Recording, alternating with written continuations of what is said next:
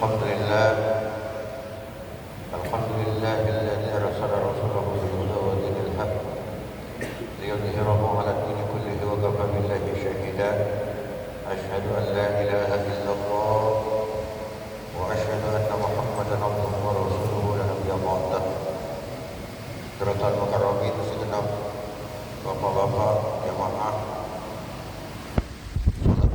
Masjid Agung Al-Ikhlas yang kami muliakan, tak lupa segenap pengurus takmir masjid yang hadir pada kesempatan malam ini yang juga kami hormati. Puji syukur kehadirat Allah pada malam hari ini kita dapat kembali melanjutkan kajian kita Tafsir Hamamzadah. Kemarin kita telah membahas tafsir Yasin ini, kita sudah sampai pada ayat ke-9.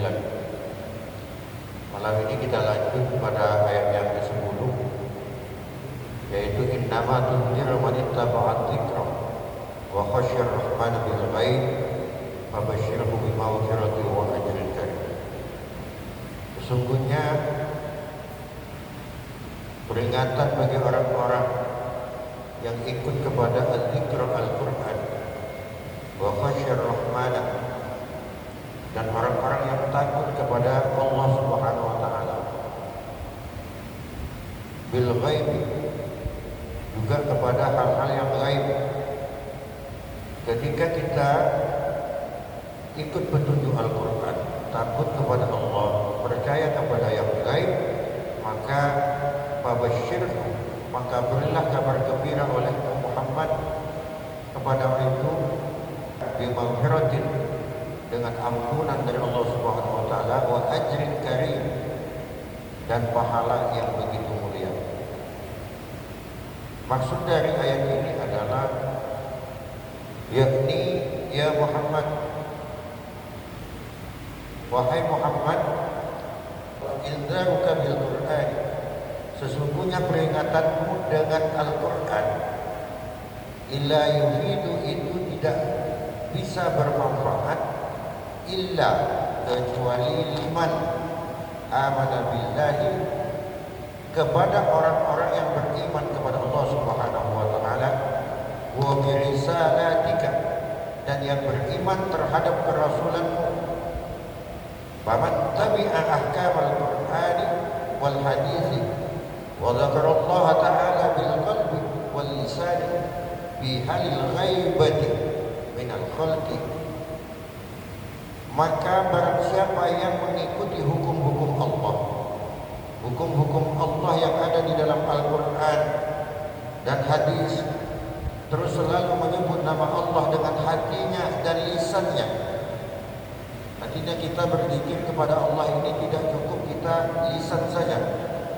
Berzikir kepada Allah tidak cukup kita itu hati saja, tetapi baik lisan ataupun hati itu harus berzikir kepada Allah fi halil ghaibati, pada keadaan sepi, di rumah, di kamar, lagi sendirian, tetap selalu berzikir kepada Allah, ataupun pada saat ramai seperti saat ini, au khafa minal adzabil ghaib, atau kita yang selalu khawatir terhadap siksaan-siksaan Allah al-ghaib yang belum nampak, artinya belum terjadi.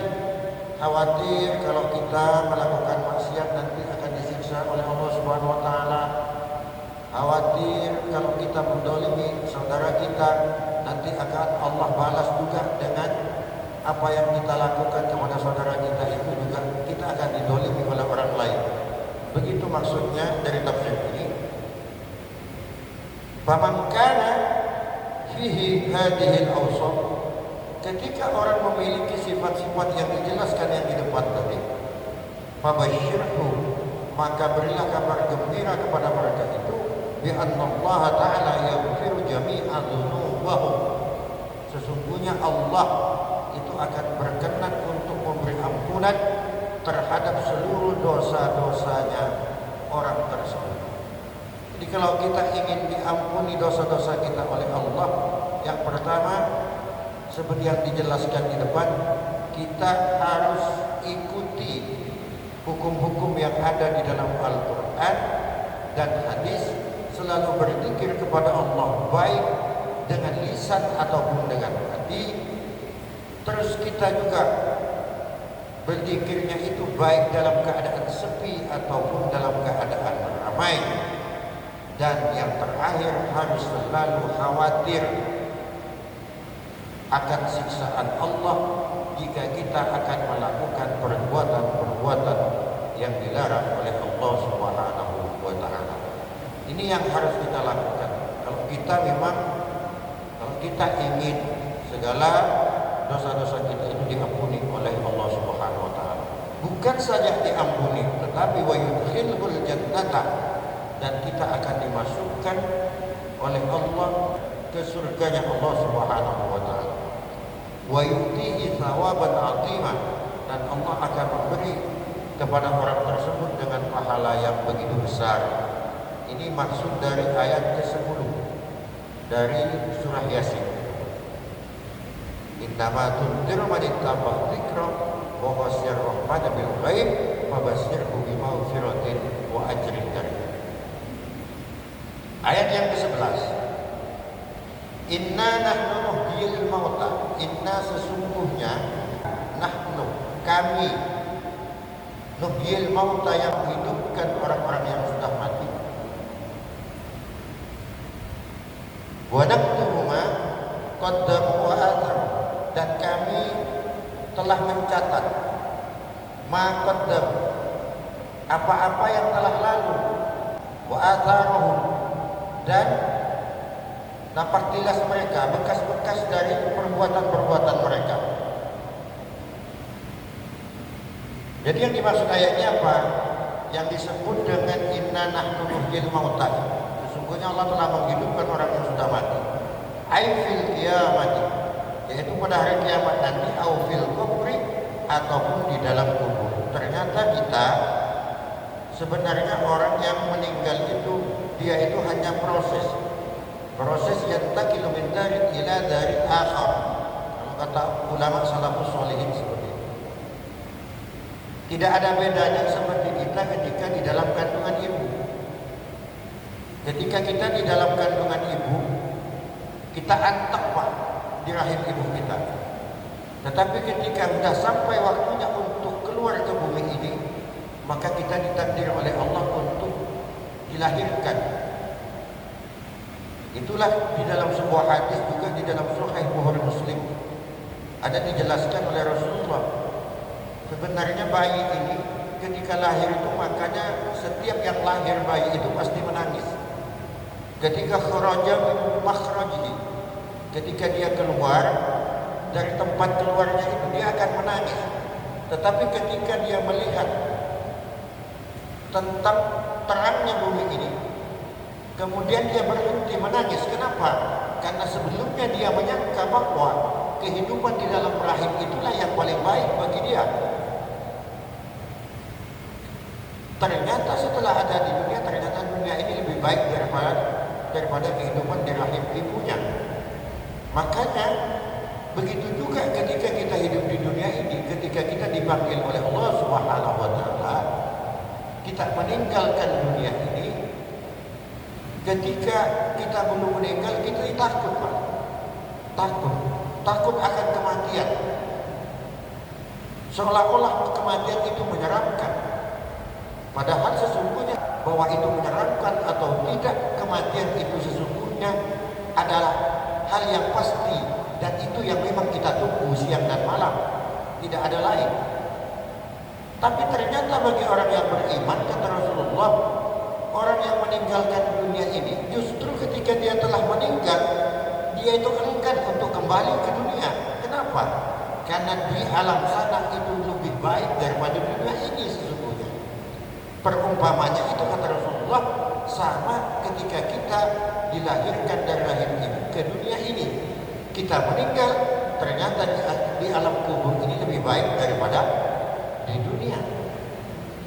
Kalau di dunia ini memang seperti ini, kita kadang susah, senang. Tetapi orang yang di dalam kubur yang selamat, yang dapat ampunan Allah itu adalah bagian raudhatun min riyadil jinan. Salah satu taman-taman surga itu adalah kuburan, alam barzah bagi orang-orang yang selamat. Kalau taman-taman surga pastinya indah, Pak. Pastinya lebih indah daripada dunia yang kita tempati sekarang ini. Ini maksudnya. Dijawabin mungkarin wa nakirin itu sebagai jawaban kepada mungkar dan nakir. Wa nuhyil qulubal maitati bi'idzari. Jadi bahwasanya Allah itu bisa juga menghidupkan hati-hati yang telah mati dengan memberi peringatan, yaitu melalui nabinya, melalui para sahabat, salafus sholihin, para ulama, para asatidz yang sekarang meneruskan perjuangan dari Rasulullah ini. Kadang-kadang orang itu memang dengan diberi peringatan, maka dia kemudian akan terbuka mendapat hidayah Allah Subhanahu wa taala. Artinya tugas kita itu adalah memberi peringatan kepada sesama, bukan memvonis mereka. Hei kafir kamu, melihat orang tak sholat kemudian kita vonis, kau ini tak pakai sholat, neraka kaunya. Tidak bisa seperti itu, Pak. Karena tugas kita itu adalah memberi peringatan kepada sesama. Persoalan dia mendapat hidayah atau tidak, itu semua atas kehendak Allah Subhanahu wa taala. Tugas kita adalah menyampaikan risalah. Yang berhak untuk memberi hidayah atau tidak itu bukan kita, tetapi itu Allah Subhanahu wa taala. Dan ayat ini menjelaskan, menegaskan bahwa memberi peringatan itu adalah kewajiban bagi kita sesama muslim. Wa naktubu ma qaddamu wa atharuhum, dan kami akan menulis, kata Allah, apa-apa yang telah lalu dari kalian, wa atharuhum, dan yang menjadi napak tilas kalian, bekas-bekas dari perjalanan hidup kalian. Ai nahkum kiraman katibin bi ayyatubu a'malahum minal khair wasyarr. Jadi Allah memerintahkan kepada malaikat kiraman katibin, malaikat raqib dan atid, untuk selalu mendampingi setiap manusia yang ada di bumi ini, untuk mencatat segala amal-amal perbuatan mereka, baik perbuatan itu perbuatan yang baik ataupun perbuatan yang jelek. Ini yang dimaksud wa naktubu ma qaddamu wa atharuhum. Ada juga sebagian ulama menafsirkan wa qala ba'dul mufassirin al-muradu bi atharihim, yang dimaksud dengan athar, bekas-bekas dari apa yang dilakukan aktivitas manusia di dunia ini, itu atharihim.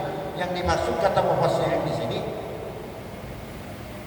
khutwatuhum ilal masjid, yaitu langkah-langkah kita ketika kita berangkat ke masjid. Seperti Bapak tadi dari rumah berangkat ke masjid ini, itu yang dimaksud dari ayat ini.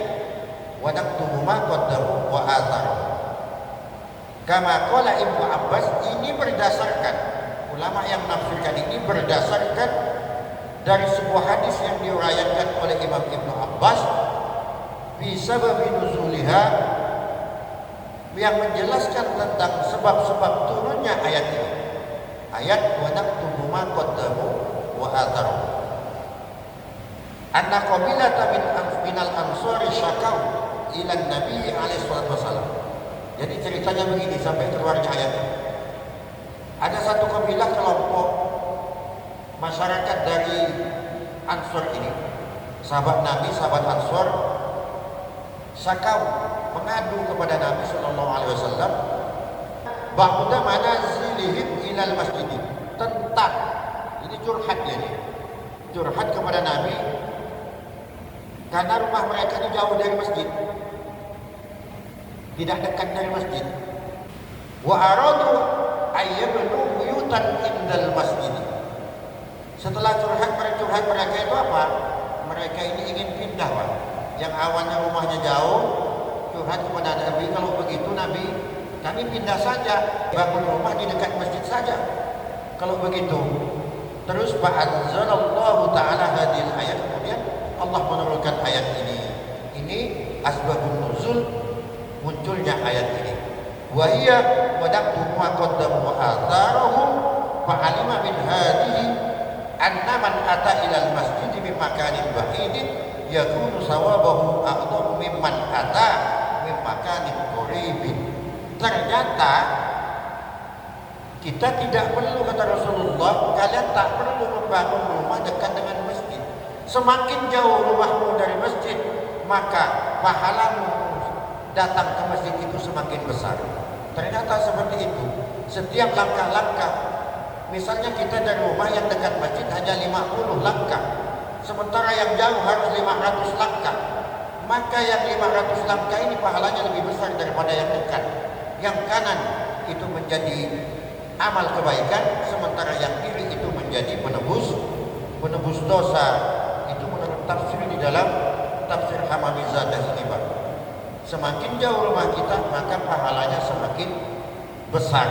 Dan Rasulullah selalu melakukan itu ketika berangkat ke masjid.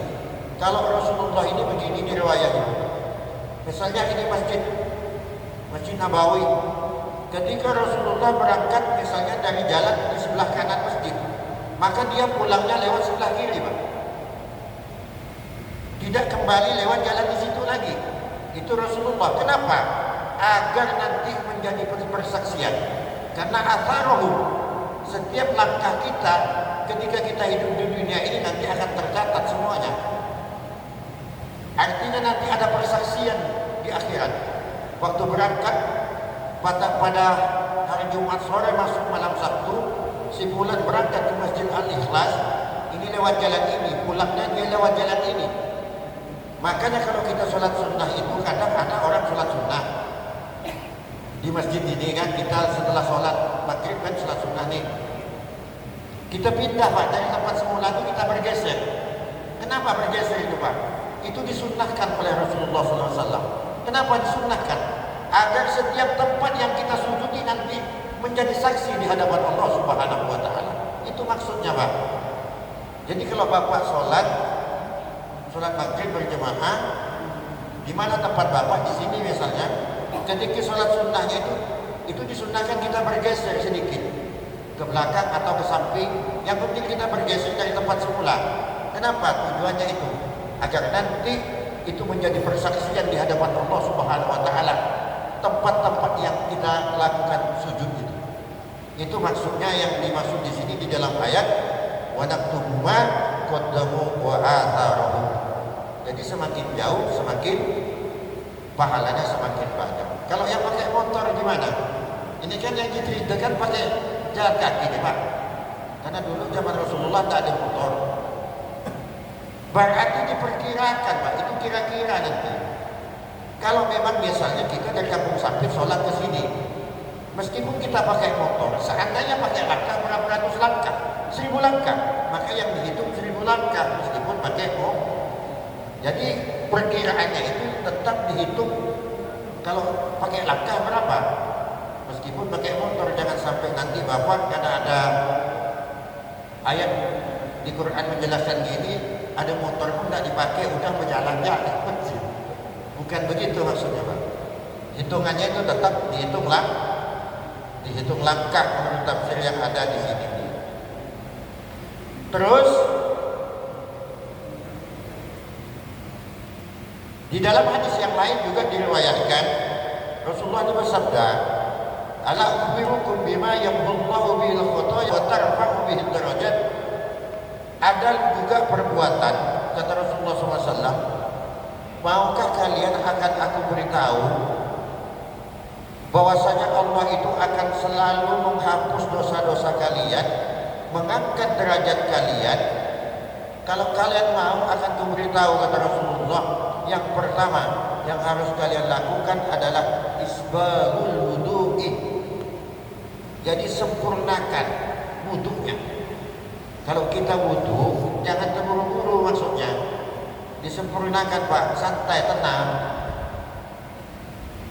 Kalau bisa muka 3 kali, basuh tangan 3 kali.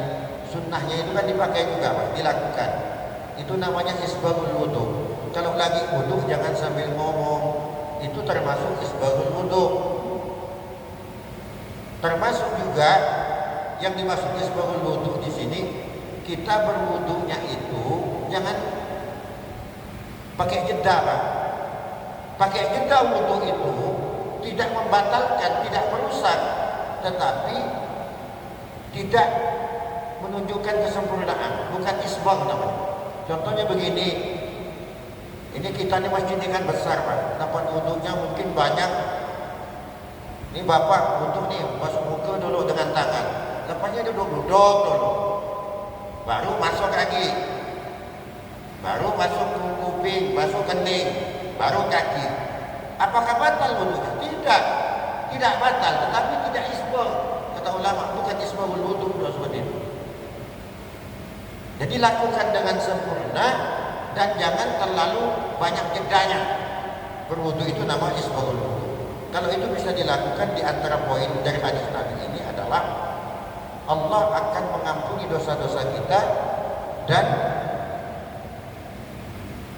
Allah akan naikkan derajat kita. Di antaranya lagi, kalau kita berwudu itu disunnahkan oleh Rasulullah itu jangan dilap. Jangan dilap. Bekas wudu kita itu jangan dilap. Itu sunnah kalau tidak dilap. Kenapa? Karena setiap tetes wudu yang jatuh ini Allah menciptakan malaikat. Setiap tetes wudu Bapak itu menjadi malaikat alladzi yastaghfiruna ilaihi, yang meminta ampunkan kepada orang yang berwudu itu, malaikat itu selama-lamanya. Setiap tetes wudu, kalau ada tetes wudu Bapak 100, maka 100 malaikat tercipta dari wudu kita itu, yang meminta ampunkan malaikat itu untuk kita yang berwudu. Ini dijelaskan di dalam Sahih Muslim. Dalam kitab Sahih Muslim bisa dicek di sana, itu dijelaskan secara gamblang. Terus wa kasratul khutwati ilal masjid wa intidar shalat di ba'da shalah. Jadi tadi langkah sudah kita jelaskan, langkah kita ke masjid semakin banyak semakin banyak pahalanya. Yang ketiga, kalau kita ingin diampuni Allah Subhanahu wa taala dan diangkat derajat oleh Allah Subhanahu wa taala adalah wa intidar shalat di ba'da shalah. Menunggu salat setelah salat. Maksudnya apa? Ya seperti ini Bapak ini. Menunggu sholat isya setelah sholat maghrib Pak, maksudnya begitu. Menunggu sholat subuh setelah sholat isya. Menunggu sholat zuhur setelah sholat subuh. Menunggu sholat asar setelah sholat zuhur. Intidorus sholati ba'da sholat. Maka disunnahkan kalau kita ingin meninggal dalam keadaan husnul khotimah, kata Rasulullah, ini intidar sholat ba'da sholat harus dilakukan di antaranya. Meskipun kita tidak bertepatan ngaji macam ini Pak. Ya, kalau ini kita jelas, kita sholat maghrib menunggu isya sambil mengikuti kajian ilmunya Allah. Tetapi ketika di waktu yang lain, contohnya Bapak misalnya malam ini setelah sholat isya Bapak pulang ke rumah sambil ngopi-ngopi di teras dengan keluarga. Ini ada orang nanya nih, ini mau kemana Ji? Lepas ini, kata kawan. Enggak, aku nunggu sholat subuh. Meskipun kita ini ada kegiatan lain Pak, boleh seperti itu dan sunnah kata Rasul. Contoh misalnya duhur, ditanya oleh kawan, mau kemana? Nunggu sholat asar. Artinya Bapak dari duhur itu telah ada niat baik untuk menunggu sholat Apabila Bapak dari antara duhur ke asar, ternyata Allah berkenan memanggil Bapak, kita meninggal, maka Bapak telah meninggal dalam keadaan niat yang baik. Itu kata Rasulullah, itu orang yang seperti itu akan meninggal dalam keadaan husnul khotimah. Seperti itu. Jangan niatkan kita duhur ditanya kawannya mana, lihat sidak Pak, ada sidak makeup play.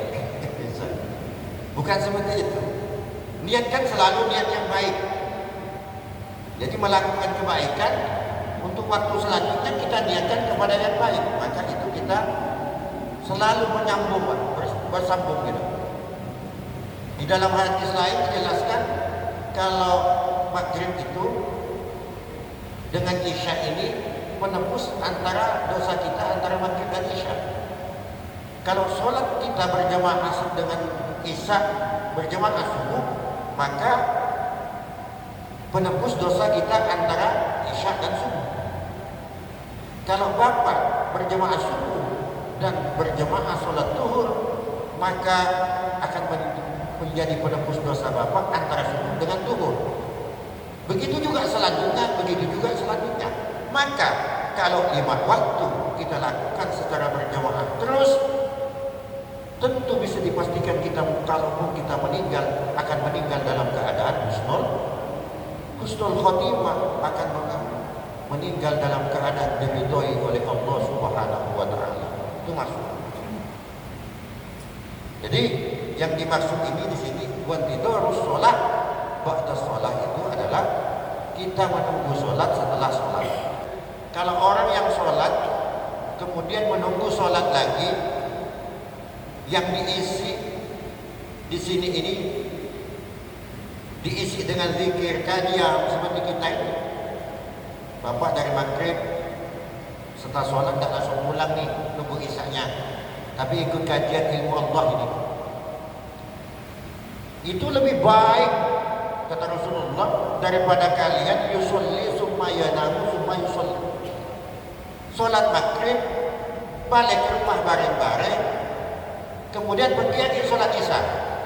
Maka yang lebih baik itu kata Rasulullah itu kalau kalian itu sholat yang tadiru sholat pada sholat maghrib ikut kajian sambil zikir atau ikut kajian pengajian seperti ini, atau bapak berzikir di dalam masjid ini, atau baca Al-Quran untuk menunggu isya-nya, itu pahalanya lebih besar daripada kita yang jemaah maghrib pulang ke rumah bareng-bareng, apalagi sambil nonton sinetron, baru datang lagi ke masjid setelah orang azan isya. Yang lebih baik yang seperti ini kata Rasulullah SAW. Ini hadisnya yang saya bacakan ini.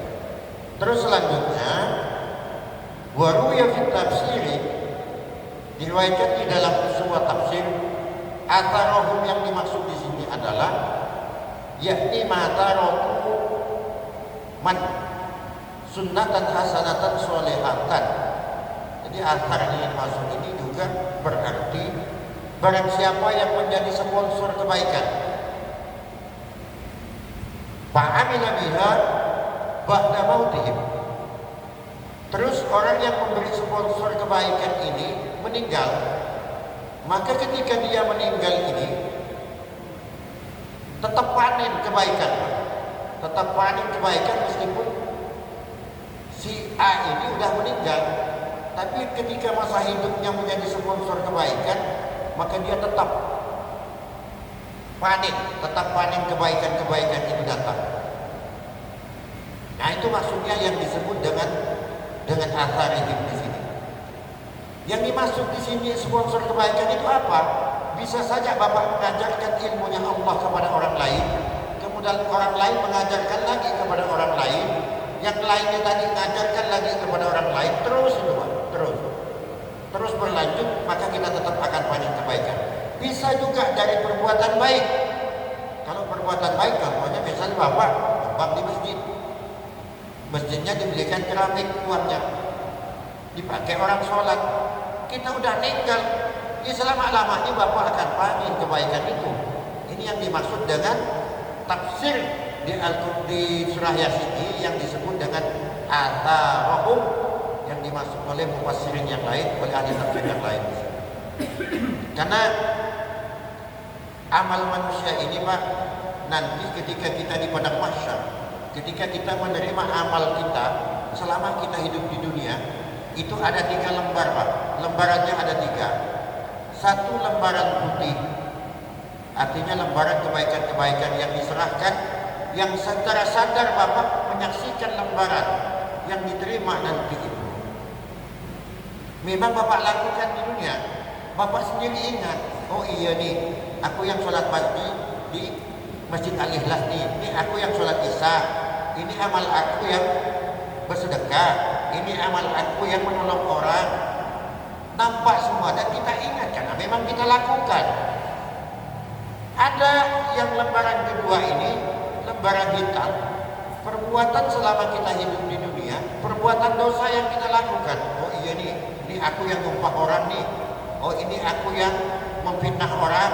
Oh ini aku nih yang perbuatan dosa yang ini. Sadar kita karena memang kita melakukan. Dan ingat ketika lembaran itu diserahkan. Tapi ada satu lembar lagi yang Bapak itu tak merasa. Ternyata satu lembar yang ketiga ini amalnya banyak, Pak. Kebaikan-kebaikan yang tercatat di situ itu begitu banyak. Bapak sendiri tak merasa. Tidak merasa melakukan itu. Nanti diterima di akhirat itu. Apa itu? Amalan apa itu? Ini amalan jariah, Pak. Bapak hanya nyumbang sekali saja, setelah itu Bapak lupakan. Meskipun hanya 10.000, tidak sampai 1 keramik, tidak sampai sekeping keramik, tapi ada bagian kita yang kita juga berbuat di situ untuk membangun masjid. Itu yang dimaksud, Pak. Kan Bapak tak tahu nih, keramik di atas ini yang di tempatnya orang sholat berapa ribu orang yang tempat di atas itu sholat, Pak. Yang sholat jemaah, yang sholat sunat, yang sholat apa, tidak sadar Bapak itu. Tapi catatannya, kalau dia dapat pahala 10 orang yang sholat, maka Bapak juga menerima 10. Karena Bapak yang memfasilitasi, sehingga dia sholatnya enak, nyaman, tenang. Amalan itu, lembaran yang ketiga itu nanti, yang tak disangka-sangka, kita itu dapat bonus seperti itu. Dan itu yang banyak, Pak. Di akhirat nanti itu yang banyak kita terima, bagi orang yang ahli mensponsori kebaikan. Itu yang banyak nanti yang akan kita terima di hadapan Allah Subhanahu wa taala. Ibarat itu ini, Bapak lagi santai di rumah, tiba-tiba ada datang dari bank. Pak, nomor rekening Bapak ternyata dapat undian mobil, Pak. Senang tahu? Kan tak disangka-sangka. Ya sama kayak ini, Pak. Bapak tidak merasa melakukan sholat 2 rakaat, tak merasakan jemaah saat itu di Masjid Al-Ikhlas. Tapi pahalanya ada di situ. Inilah amal jariah, inilah kedahsyatan amal jariah. Begitu juga sebaliknya, man sanna sunnatan sayyi'atan kana alaihi wizruha wa wizru man amila biha min ba'dihi min ghairi ayyamqusa min awzarihim syai'an. Begitu juga kejelekan. Kalau kita jadi sponsor kejelekan, Bapak membuatkan tempat, misalnya tempat orang judi, Bapak tinggal. Ya Bapak tinggal, orang tetap berjudi di tempat yang kita buatkan tadi. Ya selama itu pula Bapak panen. Gitu maksudnya. Jadi tergantung. Kalau kita sponsor kebaikan, yang selalu kita terima kebaikan, meskipun kita telah tinggal. Kalau jadi sponsor kejahatan, begitu juga kita, biarpun kita tinggal, selama itu pula kita panen kejahatan itu. Mudah-mudahan kita semua diselamatkan oleh Allah Subhanahu wa taala. Dosa-dosa kita diampuni, amal kebaikan kita dilipat gandakan, dan kita semua tidak akan pernah mati kecuali ketika kita mati kita telah membawa la ilaha illallah Muhammadar Rasulullah sallallahu alaihi wasallam. Sekian yang dapat kami sampaikan untuk kesempatan ini. Mohon maaf jika ada yang salah, jika ada yang benar semata dari Allah, jika ada yang salah dari kebodohan kami pribadi. Ihdinas siratal mustaqim wa la bikum. Wassalamualaikum warahmatullahi wabarakatuh.